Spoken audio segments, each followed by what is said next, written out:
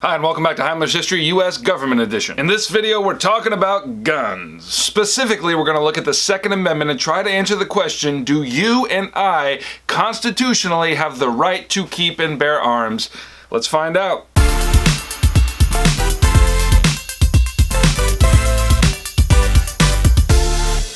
Okay, let's start with a story. One night in 1966 in Oakland, California, which was a city steeped in racial tension, a white police officer was arresting a black man on a sidewalk. And during the arrest, the police officer happened to look up and across the street, and what he saw shocked him. On the opposite sidewalk, he saw about a dozen black men watching him, stoic, still, and each one had a shotgun resting on his shoulder. Okay, we'll get into what happened next here in a minute, but let's get into the Second Amendment first. What I'd like to do is look at the grammar of the thing and then look at its history. And just as a parenthetical moment before we get into it, I feel like it's necessary for me to tell you where I stand on guns. I'm kind of a centrist on this issue. Like, I grew up in a gun-loving family, but that love for guns never really worked its way down into my heart. And I actually own a gun, but somebody gave it to me. I didn't buy it, and I'm like 40% sure I know how to load it. So I say all this just to say that I don't really have a dog in this fight either way. I just think the argument itself is fascinating, and I want to try to get down to the bottom of it and find some clarity for us all. Okay, parentheses closed. Okay, let's begin with the words of the Second Amendment themselves. A well-regulated militia, comma,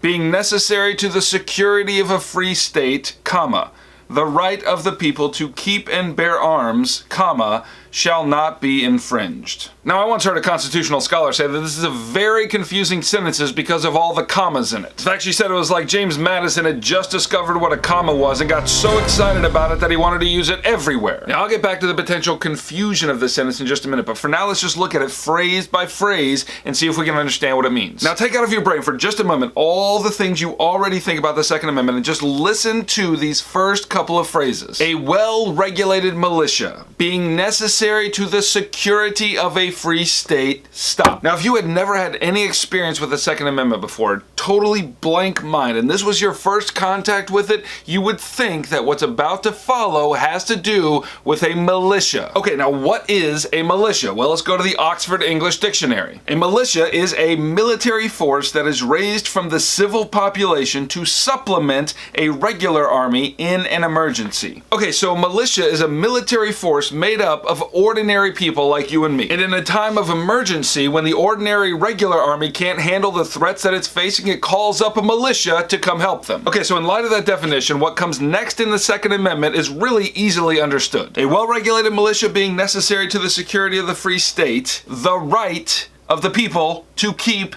and bear arms shall not be infringed. What this is saying is that if regular people like you and like me are expected to participate in a militia, then we must have arms, we must have guns in order to fulfill that duty. Now, to me, that seems clear enough, but today, for some reason, it's very cloudy. You see, opponents of gun rights argue that with a standing army as large as we have, and with police forces and National Guardsmen, that militias are obviously an obsolete part of that constitutional amendment. And if militias are no longer needed, individual gun ownership is also no longer needed. On the other side of the issue, guns rights advocates argue that militias, okay, maybe they are obsolete, but that doesn't matter. The first part of the amendment does not restrict the second part of the amendment. It says very clearly the right of the people to keep and bear arms shall not be infringed. Therefore, we have the right to own guns whether or not it's connected to service in a militia. And so there's lots of arguing. People just wish that James Madison could have been a little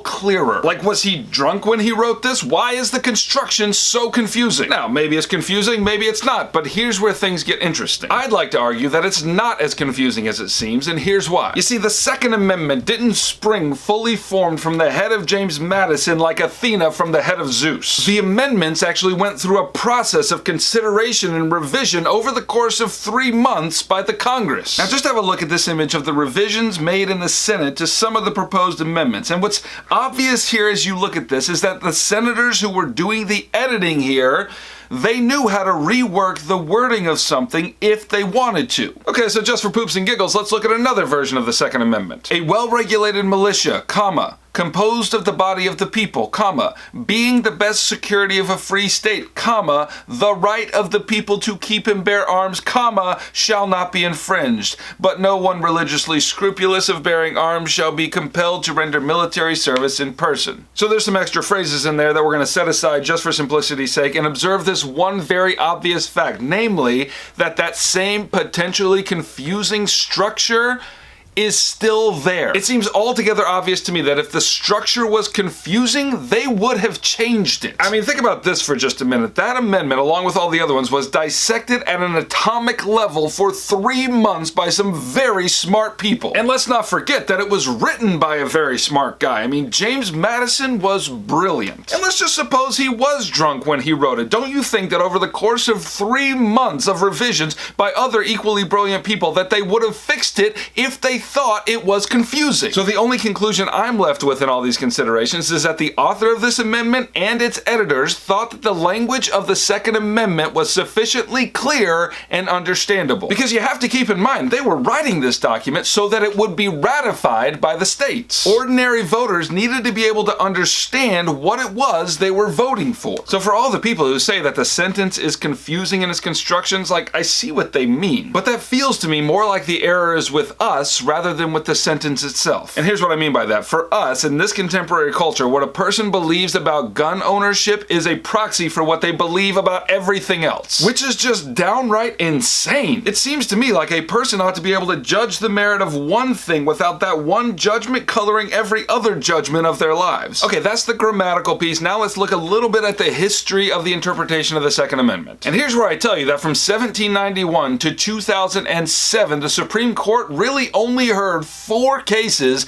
dealing with the Second Amendment. And just to give you a comparison, since 1791, there have been over 300 cases dealing with the First Amendment. So I think the conclusion we can come to historically, based on the numbers, is that nobody really cared about the Second Amendment for a very long time. And that brings us back to that white police officer in Oakland who was making an arrest and looked up and saw those armed black men across the street. As it turned out, those armed men were members of the newly formed Black Panther Party for Self-Defense, and they had grown tired of police brutality in Oakland that had targeted more and more of the black population.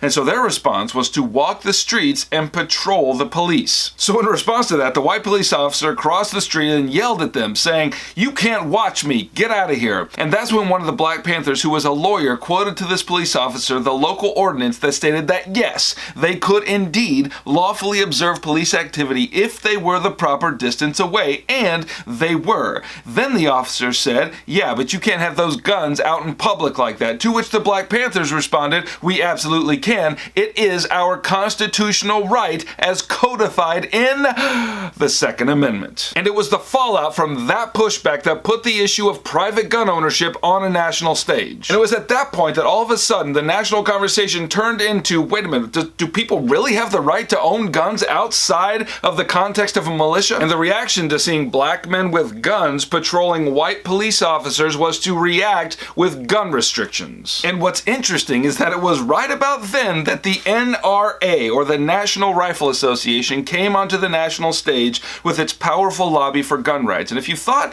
that the Black Panthers and the typical member of the NRA had nothing in common, well, you might be right. But the members of the NRA could see the writing on the wall. If the government was taking steps to take away the guns of those folks over there, it's likely that we're next. And so over the next few decades, even though private gun ownership was a national conversation, it was mainly regulated by the states, and those regulations could be very different from one another. For example, in Montana, there are basically no gun laws, but in Connecticut, by contrast, if you even thought about a gun or looked at a gun, you could get 30 to life. So what we needed was for this issue to be resolved on a national scale, and that happened in 2 Supreme Court cases. The first was District of Columbia versus Heller, and the second was McDonald versus Chicago. Let's start with DC versus Heller. In 1975, there was a law passed in Washington, D.C. that said all guns that are kept in homes must be, quote, unloaded, disassembled, or bound by a trigger lock. So if you're ignorant about guns like I am, what that means is that basically it's a ban on all functioning guns. It'd be like owning a car, then the government passes a law saying you can't use the key to start it. So that's when gun-loving Dick Heller challenged this, and it went to the Supreme Court in 2008. And in the first time in American history, the Supreme Court ruled that the Second Amendment indeed gave the right to to individuals to own guns whether or not they were connected to a militia. The result of this case is that private gun ownership was deemed constitutional. However, since this decision happened in Washington, D.C., and Washington, D.C. isn't a state, it only applied to federal law. So 2 years later, in 2010, we get McDonald versus Chicago, which essentially takes the Heller decision and applies it by means of the 14th Amendment to all 50 states. And that's where we stand today. And you and I both know this argument isn't going away anytime soon. So the comments are open below, and I'd like to continue this conversation. Civilly, of course. Let's try to figure this one out together. I'll see you next time. Alright, thanks for watching another video at Heimler's History. If you found this one helpful, then subscribe to the channel and I'll make some more like this for you. And if there was anything in here that turned on the light bulb in your brain, then hit the like button and let me know. And if you hate me and all that I stand for because of the way that I explain the Second Amendment, then hit that like button. What that means is, yes, I hate you. Alright, I'll see y'all in the next one.